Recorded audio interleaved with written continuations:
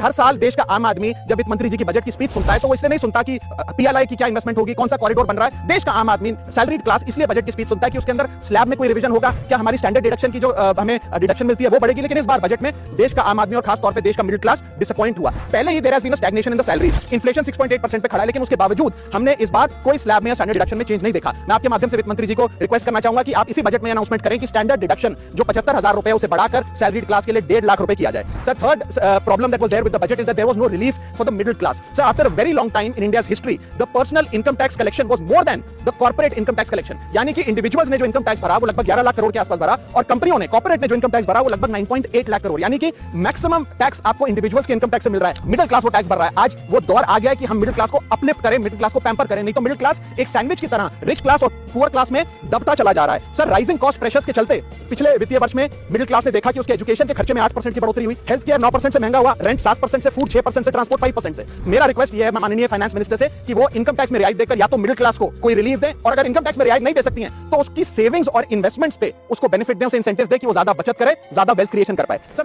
कैसे हमारे जन्म होने से लेकर हमारे मरने तक टैक्स पे टैक्स सरकार हमसे वसूलती है। बच्चे के पैदा होने से पहले, उसकी आंखें खुलने से पहले जो उसको वैक्सीन लगती है उस पर 5% जीएसटी लगता है। जिस अस्पताल में बच्चा पैदा होता है उस हॉस्पिटल के कमरे के चार्जेस पर अगर 5,000 रुपए से ज्यादा का कमरा हो तो 5% जीएसटी लगता है। बचपन में बेबी फूड जो खरीदा जाता है उस पर 12 से 18% जीएसटी, डायपर जो खरीदा जाता है उस पर 12% जीएसटी, बेबी स्ट्रोलर पे 5 से 12% जीएसटी, और जो खिलौने बच्चे को दिए जाते हैं उन खिलौनों पर भी 12% जीएसटी लिया जाता है। तो स्कूल जाने पर यूनिफॉर्म से लेकर जूतों, स्कूल बैग, लंच बॉक्स सब पर जीएसटी लगता है। 12% जीएसटी नोटबुक पर लगता है, 18% जीएसटी स्टेशनरी आइटम पर लगता है, और उसके बाद अगर कोई एक्स्ट्रा करिकुलर एक्टिविटी बच्चे को करनी हो, कोई म्यूजिक क्लास करनी हो या फिर कोई स्पोर्ट्स कोचिंग की क्लास वो ले ले, उस पर भी 18% जीएसटी देना पड़ता है। प्राइवेट ट्यूशन ले तो उस पर भी जीएसटी, और पहली साइकिल जो बच्चा खरीदता है उस पर भी 12% जीएसटी देना पड़ता है। इस दौर में इंसान गाड़ी खरीदता है, घर बनाता है, जब गाड़ी खरीदता है तो जीएसटी देता है, रोड टैक्स भरता है, व्हीकल इंश्योरेंस पर जीएसटी भरता है, और जब गाड़ी लेकर शोरूम से निकलता है तो पेट्रोल डीजल पर वैट, सेस और एक्साइज ड्यूटी के नाम पर पैसा भरता है। जब सड़क पर गाड़ी चलाता है तो टोल टैक्स भरता है। और इस बीच शादी तो रह गई, फिर इंसान शादी करता है, इस बीच तो बैंक्वेट हॉल बुक करता है, उस बैंक्वेट हॉल की बुकिंग पर टैक्स भरता है, शामियाना, खाना, केटरिंग सर्विसेज लेता है उस पर जीएसटी भरता है, ज्वेलरी खरीदता है उस पर जीएसटी भरता है, कपड़ा शेरवानी सिलवाता है, कुर्ता पजामा, सूट पैंट, उस पर जीएसटी भरता है, यहां तक कि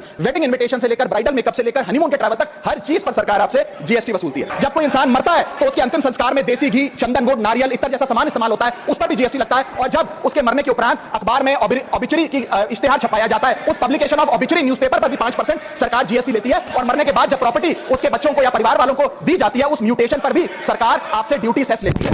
यह है life cycle of taxation model. लेकिन मैडम, सबसे जरूरी बात यह है कि इतना टैक्स देने के बाद सरकारें हमें देती क्या? कौन सी ऐसी हाई क्वालिटी सर्विस है जो फ्री ऑफ कॉस्ट जनता को दी जाती है? क्या हमें quality health care free of cost मिलता है? नहीं मिलता। क्या हमें वर्ल्ड क्लास एजुकेशन मिलती है? नहीं मिलती। क्या हमें फ्री वर्ल्ड क्लास ट्रांसपोर्टेशन मिलता है? नहीं मिलता। क्या हाई क्वालिटी रोड्स मिलती हैं? अगर अच्छी हैं तो टोल टैक्स भरना पड़ता है। क्या 24 घंटे 7 दिन बिजली आती है? नहीं आती। तो इतना सारा जो टैक्स सरकार इकट्ठा करती है उसका करती क्या है? इसीलिए मैं कहना चाहता हूं that we in India pay taxes like in developed countries to get services like in sub Saharan countries. जगने पे टैक्स, सोने पर टैक्स, हंसने पर टैक्स, रोने पे टैक्स, खाने पे टैक्स, पीने पे टैक्स, बच्चों की पढ़ाई पे टैक्स, बुजुर्गों की दवाई पर टैक्स, फसलों की बुआई पे टैक्स, ट्रेन और यात्रा हवाई जहाज पर टैक्स, खरीदने पे टैक्स, बेचने पे टैक्स, फैलने पे टैक्स, समेटने पे टैक्स, सड़क पे टैक्स, आसमान पे टैक्स, गाड़ी पे टैक्स, मकान पे टैक्स, सपनों पर टैक्स, अरमान पे टैक्स, खुशी पर टैक्स, मुस्कान पर टैक्स, दिन रात की गाड़ी कमाई पर टैक्स, किताब पर टैक्स, सियाई पे टैक्स, सब्जी पर टैक्स, मिठाई पे टैक्स। सरकार जनता से वसूल रही है बीजेपी से दिल लगाई पर टैक्स। हम लोग एक ही चीज पर न जाने कितनी बार टैक्स भरते हैं। जैसे कि जब आप पैसा कमाते हैं तो इनकम टैक्स भरते हैं, उस इनकम से आप गाड़ी खरीदते हैं तो गाड़ी खरीदने पर जीएसटी देते हैं, जब गाड़ी खरीदते हैं तो रोड टैक्स भी सरकार आपसे वसूलती है, फिर रोड डेवलपमेंट सेस भी आपसे लेती है।